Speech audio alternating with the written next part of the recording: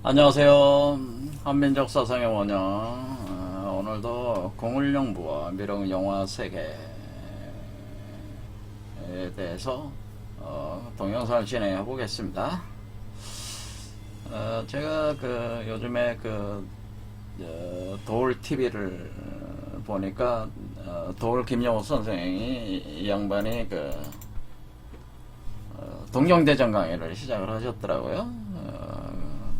그래서 한 4강까지 지금 하셔가지고 제가 4강을 다 들었습니다. 웬만하면 저는 다른 사람 강의하는 걸 안 듣거든요. 근데 지금 이 동경대전으로부터 어떤 우리 한민족의 어떤 그런 사상적인 거를 재정립하려고 하는 의지가 굉장히 도울 선생이 강하고, 동경대전이라는 책을 또 다시 판본들을 규합을 해가지고 자기가 해석을 해서 지금 냈잖아요. 1, 2권으로 냈기 때문에 이 부분만큼은 제가 한번 관심을 가지고 들어야 되겠다. 그래서 제가 듣기 시작하고 있습니다. 그래서 제가 이 한민족 사상의 원형이 강의를 계속하면서 도울 선생의 어떤 그런 관점들을 가끔씩 이렇게 가져다가 비교해서 제가 설명을 좀 드리려고 합니다. 그래서 뭐 1, 2, 3, 4, 4개 강의가 있는데, 그 중에 세 번째 강의인가? 거기에, 도울 선생이 자신이 어떻게 동학을 접하게 되고 공부를 하게 됐는가에 대한 어떤 공부의 과정에 대한 쭉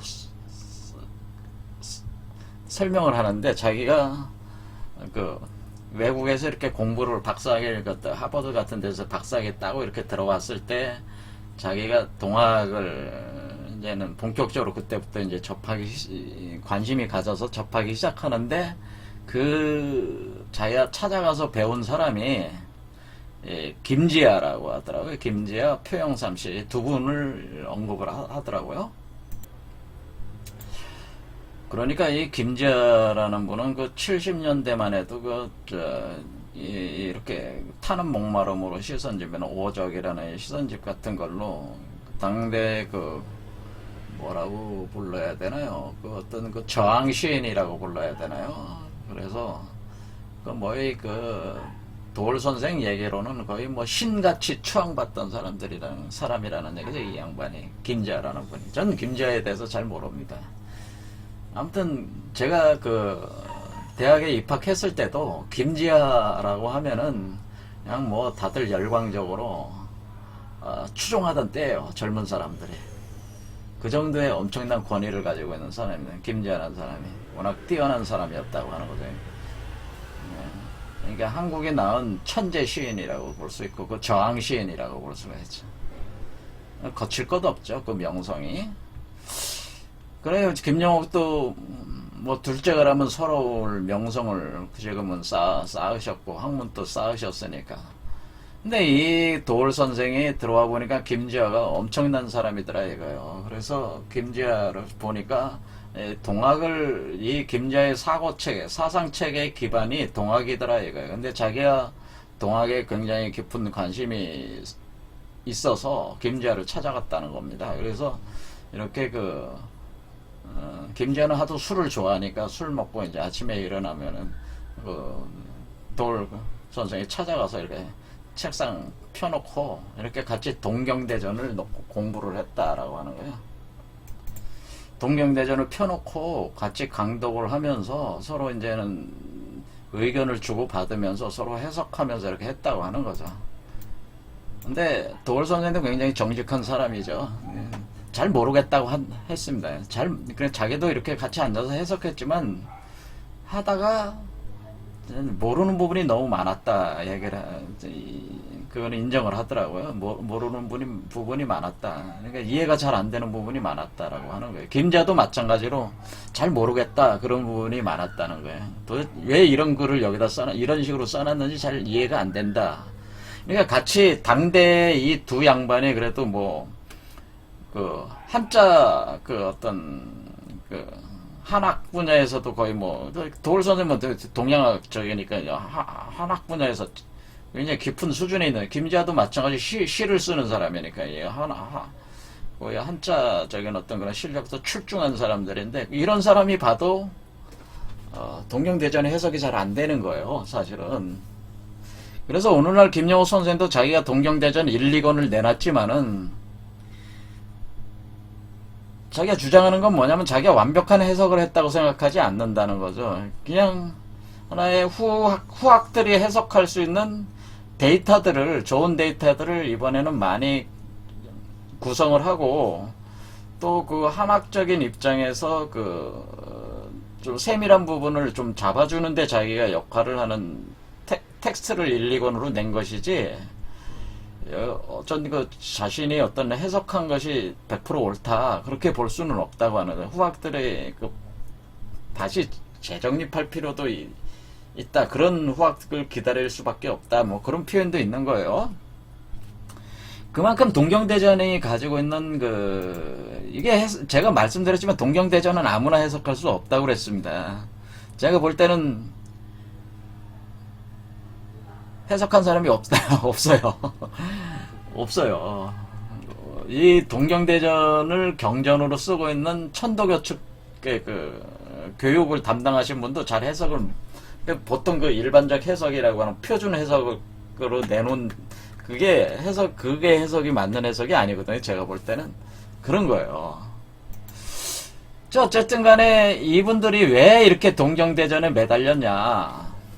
이것은 바로 이 동학이라고 하는 것이 어떤 앞으로 우리 한민족의 핵심 사상적인 어떤 틀을 이 구한말에 와서 처음 이렇게 정립된 것이, 그러니까 중국을 넘어서서 우리 대한민국이, 한민족이 세계를 이끌어 나갈 수 있는 아주 살아있는 철학적 어떤 생명력, 그런 것이 여기 살아있다고 하는 거죠. 이게 동경대전이나 용담수사나 이런 최순 선생의 동학 속에 있다고 하는 것을, 이 양반들이 상당히 직관력이나 그런 감지력이 뛰어나니까, 그걸 감수성이 뛰어나니까 그걸 깊이 자각을 한 거죠. 그래서 이게 매달리게 된 거죠. 그러나 해석은 잘 안 된다, 그런 얘기예요. 그래서 지금 제가 동경대전이나 용담유사나 아니면은 이 동학계열의 이 동경대전 용담유사만 있는 게 아니고 동학가사라고 하는 것들이 있는데, 이거는 이제는 최순 선생이 쓴 게 아니고, 이제 그 뒤에 이제는 동학계열에서 수많은 종파들이 나오면서 동학의 이치를 가사 형태로 많이 이렇게 만들어내게 되는데, 한 4,500종 정도 된다고 합니다. 그런데 그 중에서도 이제는 핵심적인 것들이 좀 있죠.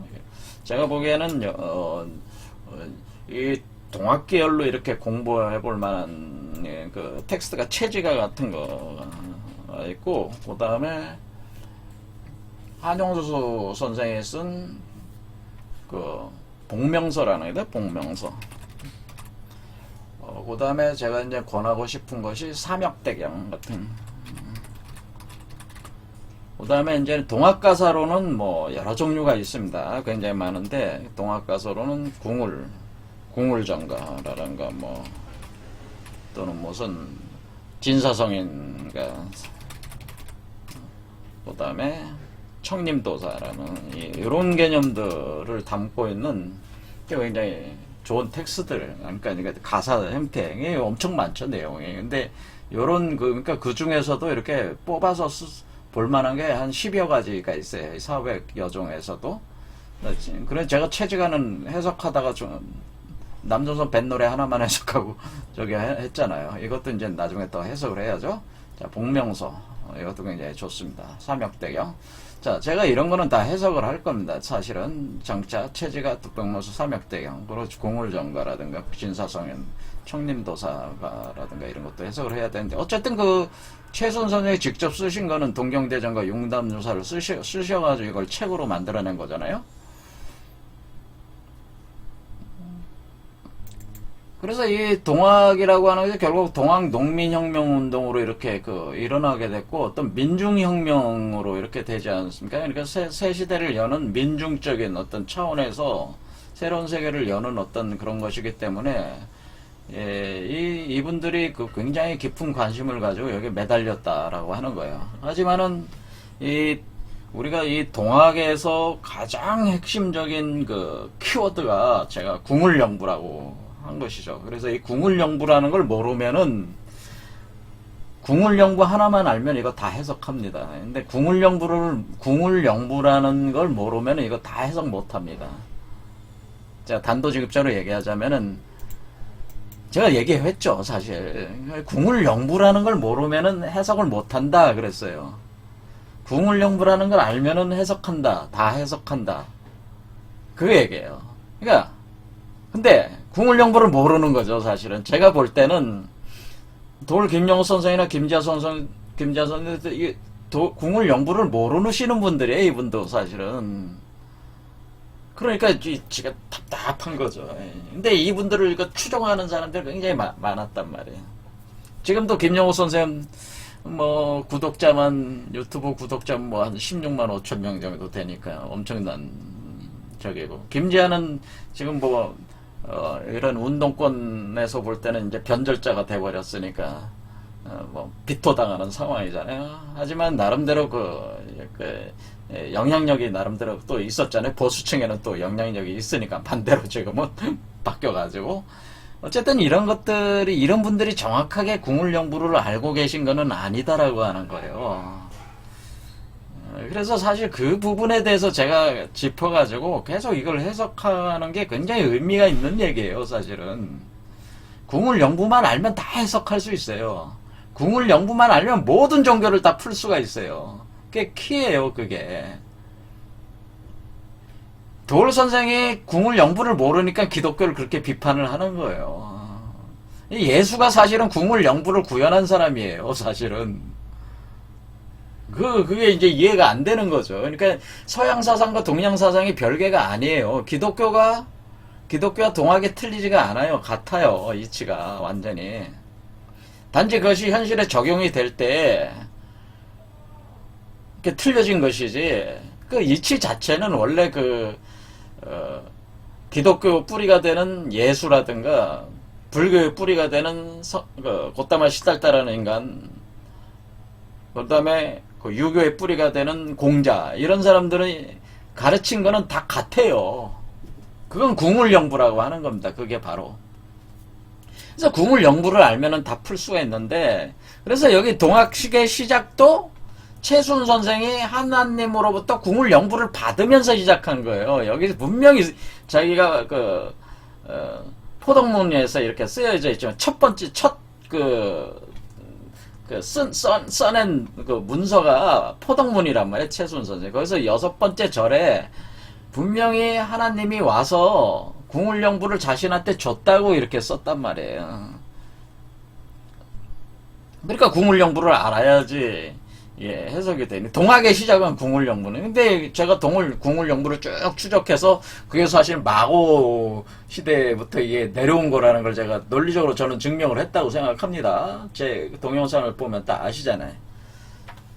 자, 그래서 이것이 이 궁을영부가, 그러니까 우리가 미륵불 용화 세계라고 하는 것도 궁을영부의 작동으로 그것이 열리는 것이라고 하는 거예요. 미륵불이라고 하는 것이 또 그래서 정도령이다. 왜 정도령일 수밖에 없는가 또 설명을 지난 시간에 또 논리적으로 얘기를 한 것이죠. 그러니까 봉황체로 태어나는 거란 말이에요. 봉황의 알을 깨고, 그러니까 그건 헤르만 헤세의 아프락삭스하고 같은 거예요. 그게 개념이. 아프락삭스가 뭐예요? 헤르만 헤세 쓴 데미안이라는 책에 아프락삭스의 얘기가 나오잖아요. 거기에 하나의 알을 깨고 하나의 세계를 파괴하고 하나의 세계를 새로 창조해가면서 날아가는 그 새가 있잖아요.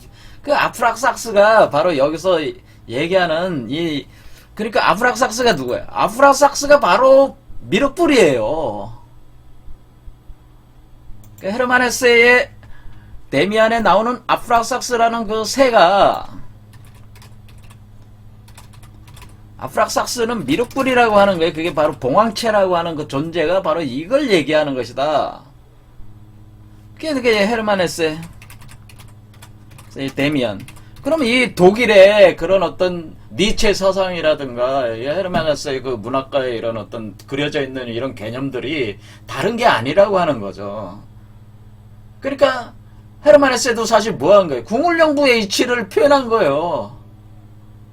아프락삭스로. 인류의 모든 사상 체계가 다 똑같다 그 얘기죠. 자, 이렇게 됐다. 그래서 그 새니까 이게 당류자를 써가지고 정두령 당류자 들어가는 우두머리 그 새란 말이야. 우두머리 새. 하나의 세계를 여는 새니까 그 세계의 우두머리가 되는 거 아닙니까? 그 세계의 시조가 되는 거니까. 그게 정두령이다. 그런 얘기죠. 자, 그러면 오늘 이제는 더 얘기를 해보려는 거는, 그러면은, 우리가 이제 우리가 지금 그 미륵불 용화 세계를 그 여는 거를, 뭐 여러분들이 지금 이 영성계에서 나름대로 세력이 좀 큰 데가 어리, 홍익학당, 그렇죠. 홍익학당이라는 거를, 윤홍식이라는 분이 이끌고 있죠. 거기. 그때 그 양반이 항상 하는 얘기가 뭐야? 육바라밀 해야 된다. 육바라밀이라는 표현을 많이 쓰잖아요. 육바라밀. 육바라밀에 대해서 좀 알아보자고 하는 거죠. 육바라밀이라고 하는 것은 뭐냐?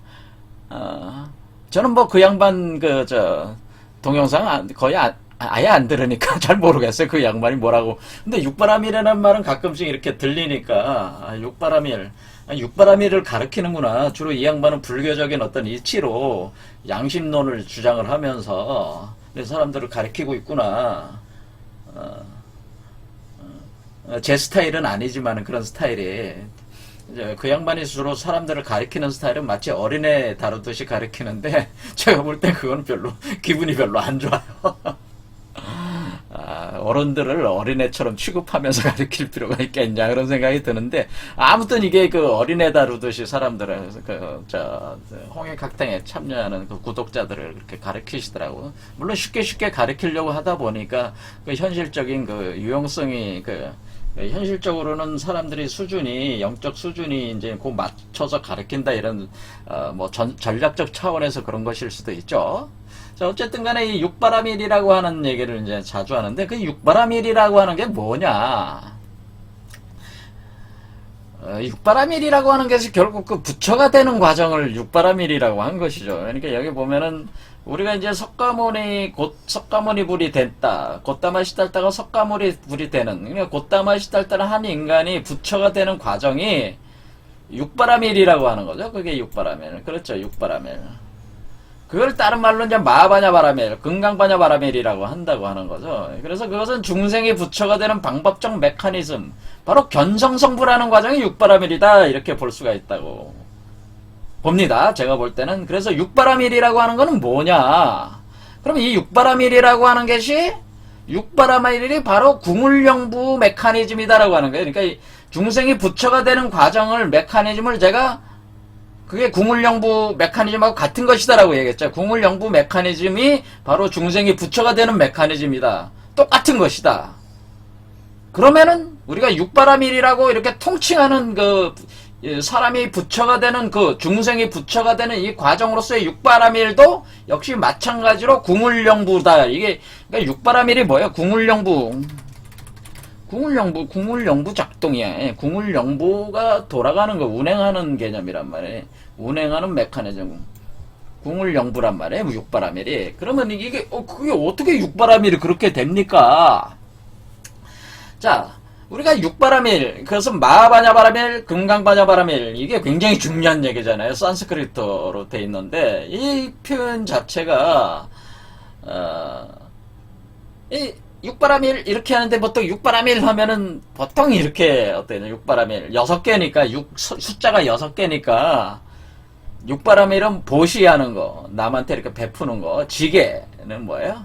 어떤 계율을 지키는 건다. 인욕이라고 하는 건 참고 견딘다. 정진은 뭐예요? 수행에 정진하는 걸 얘기하는 거죠. 선정은 뭐예요? 명상에 들은 거죠. 깊은 명상, 고요한 데 이제 머무는 어떤 거죠.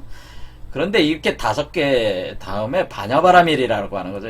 그런데 이 육바라밀의 육바라밀의 사실 이 앞에 있는 5가지는 이 반야바라밀의 파생일 뿐이다라고 하는 거예요. 그래서 육바라밀의 마지막 반야바라밀은 모든 부처의 어머니라 해서 다른 5가지 바라밀을 형성하는 바탕이 된다. 그러니까 보시나 지게나 인욕이나 정진이나 선정은 반야바라밀의 바탕을 하고 있다고 하는 거죠. 그러니까 핵심은 뭐예요? 반야바라밀이라고 하는 거죠. 우리가 반야바라밀. 그러니까 육바라밀은 사실은 반야바라밀이다 이렇게 볼 수가 있습니다. 반야바라밀의 과정이다. 이렇게 할 때에 그러니까 여기서 마하바냐바라밀, 금강바냐바라밀 할 때 이 바냐바라밀이 바로 육바라밀의 앞에 6이 있는 거잖아요. 자, 그럼 이게 뭐겠습니까, 이게? 자. 설명을 제가 말씀을 드리자면 우리가 결국 우리 몸에서 미륵불 부처가 여러분 몸에서 태어나게 하는 과정이 육바라밀인데 왜 육바라밀이라고 하는 거냐? 6개의 차크라를 거쳐가면서 부처가 돼 나가는 거니까 육바라밀이라는 거라는 겁니다. 그러니까 하나, 둘, 셋, 넷, 다섯, 6개잖아요. 그러니까 6개의 그 차크라를 포인트로 해서 올라가니까 이걸 6이라고 하는 것이다라고 하는 거예요. 그러니까 이게 아래에서부터 맨 아래부터 하나, 둘, 셋, 넷, 다, 그 다음에 태어나는 거잖아요. 그러니까 이게 육바라밀이죠. 이 과정이 육바라밀이란 말이야. 자, 그럼 바라라고 하는 것은 뭐냐, 바라. 그럼 6이라고 하는 건 숫자 6이다. 아, 그러니까 6개 차크라다라고 할 수 있죠? 자, 그럼 바라라는 건 뭐냐, 바라. 6바라 할 때 바라. 자, 그래서 그 육바라밀이라고 하는 것은 여기서 6개의 차크라로 올라가면서 그 바라 한다고 하는 거예요, 바라. 6개의 차크라로 올라가면서 바라의 과정이 있다라고 하는 거죠. 이 바라고 하는 것은 이게 파동이라는 뜻이잖아. 웨이브. 그래서 이 웨이브라고 하는 것이 파동. 이게 파동의 파란 말이에요. 파라고 하는 게 뭡니까? 여기 이렇게 파동 치는 거잖아요. 파동. 요게 파란 말이에요. 요게 이렇게 웨이브가 있다고 하는 거죠. 그래서 이게 바로 뭐예요? 파동 치는 게 이게 파동, 이 파동을 얘기하는 겁니다. 이 2개의 파동. 그러니까 2개가 돌아가면서 이렇게 움직여 나갈 때 이걸 파동이 쳐져 올라가는 거죠. 그 다음에 라라고 하는 거는 뭐냐면 라는 이거는 여기 실이 있잖아요. 파동이 쳐서 나가는데 파동을 어떻게 쳐서 나가냐면 실사자가 있어요. 실이라고 하는 것은 여러분들이 보시면 이게 이 2개가 그러니까 실이 2개가 꼬이는 거예요. 그러니까 청실, 홍실 할 때 우리가 청실, 홍실 엮어서 이렇게 할 때 뭐예요? 청실, 홍실 엮는다고 하는 것은 지금 여기에 보면은 이 빨간색으로 되어 있는 게 홍실이라고 하면은 이 노란색으로 현재 되어 있는 게 청실이다 이렇게 보시면 돼요. 그래서 청실, 홍실을 엮는다. 이게 지금 엮어 나가는 거잖아요. 청실, 홍실을 엮어서 하나의 실로 만드는 거죠. 그러니까 우리가 이 라라고 하는 의미는 뭐냐면은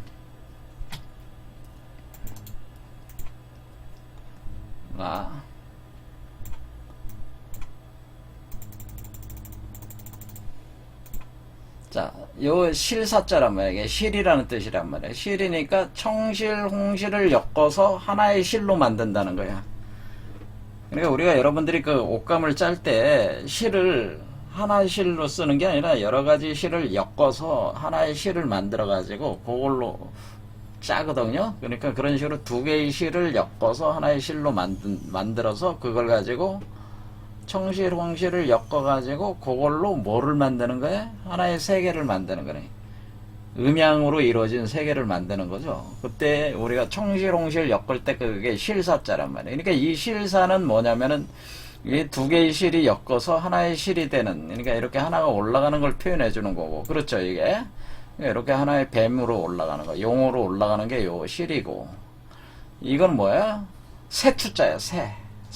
그러니까 이 라라고 하는 이 라라고 하는 글자는 뭐를 뜻하는 거냐면은 청실, 홍실을 엮어서, 그러니까 2개의 그 뱀의 그 운동, 그 파동 치듯이 올라가는 그 두 개를 엮어가지고 하나로 만들고, 그것이 새가 된다고 하는 거죠. 새가 될 때, 이렇게 해서 이렇게 가는 과정이 뭐예요? 이게 그물을 만드는, 이게 요게 그물을 뜻하는, 그물망을 뜻하는 거네. 여기 위에 있는 게, 그러니까 그물을 만든다는 건 뭐야? 우리가 그 우주세계, 하나의 우주세계를 만든다는 뜻이에요. 하나의 그물처럼. 그러니까 마치 옷을 만드는 거죠. 그러니까 여러분이 가령 이게 미륵불이 여기 몸으로 이렇게 태어날 때 이 미륵불의 몸은 세포로 이루어져 있을 거 아니에요? 그 세포를 엮어가지고 몸을 만든 거 아니겠어요? 이와 같이 엮어서 그물처럼 엮는다는 거죠. 그러니까 이게 청실홍실을 엮어서 이렇게 실을 만들고 하나의 용이 되고 용이 봉황이 되는 과정에서 이 그물라는 뭐야? 그물라라는 건 하나의 그물과 같은 세계, 그물로 되어 있는 어떤 그런 세계.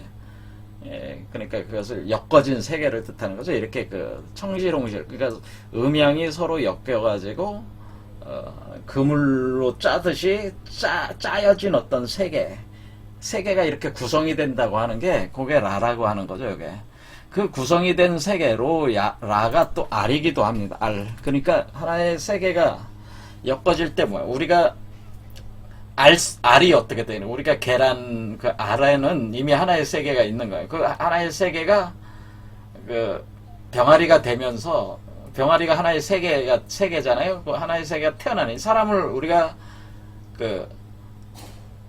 소우주라고 하는 거잖아요. 그러니까 엄마가 자식을 태어나게 할 때 하나의 소우주를 탄생시키는 거잖아요. 그거 같이 하나의 세계를 만들어내는 게 이 라라고 하는 거예요. 라. 그러니까 이 라라고 하는 글자에는 뭐예요? 마라라고 하는 의미 자체가 바로 이렇게 파동 치듯이 이렇게 이런 운동이 있어가지고 실이 엮여져 나가고 그것이 용봉으로 이렇게 올라가면서 하나의 세계가 엮어진다. 그렇게 엮어질 때에 밀이라고 하는 거는 뭐냐면 이거는 꿀을 상징하는 꿀밀자란 말이에요. 꿀밀. 꿀이라고 하는 건 뭐냐면은 왜 꿀이라는 게 나오냐면은 꿀밀. 자, 여러분 여기도 보면 알지만 꿀이라고 하는 게 나오는 거냐는 지금 우리가 여기서 지금 뭐가 되는 거예요? 우리가 여러분들이 어떻게 생각하냐면 변태 개념을 생각하면 돼. 우리가 작은 번데기가 애벌레가 이렇게 자라가지고 번데기 고치 속에 들어가서 있다가 날개를 달고 날아오잖아요. 그걸 우리가 뭐라 그래? 그걸 나비, 이런 곤충류가 그렇잖아요.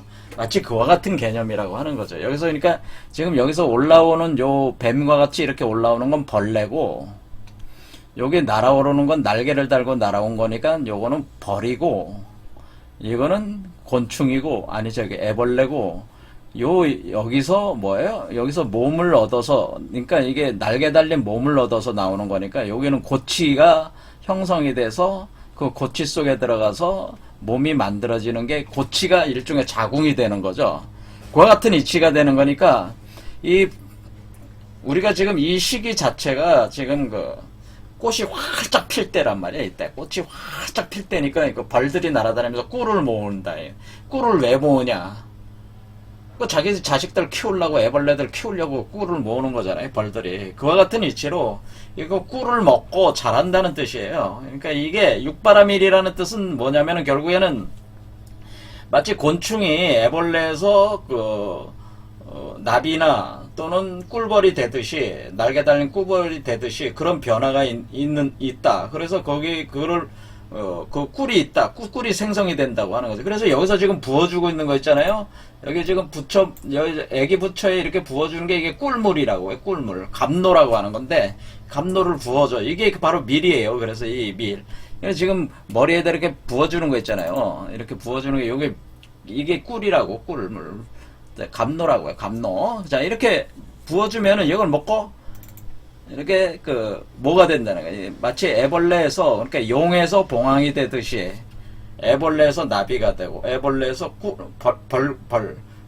꿀벌이 되는 거죠. 꿀벌로 그러니까 날개가 달려서 날아오는 거 변태하면서 그렇게 이치를 설명하는 거. 그러니까 우리가 이치를 설명할 때 포유류로 설명하는 경우도 있고 이렇게 용과 봉황으로 이렇게 설명하는 파충류에서 조류로 변하는 설명이 있고 그 다음에 이렇게 곤충류로 설명할 땐 변태 과정으로 설명하는 겁니다. 그러니까 여기서 육바라밀이라고 하는 것은 일종의 어떤 개념이에요? 이거는 변태의 개념으로 설명을 한 것이다 이런 거죠.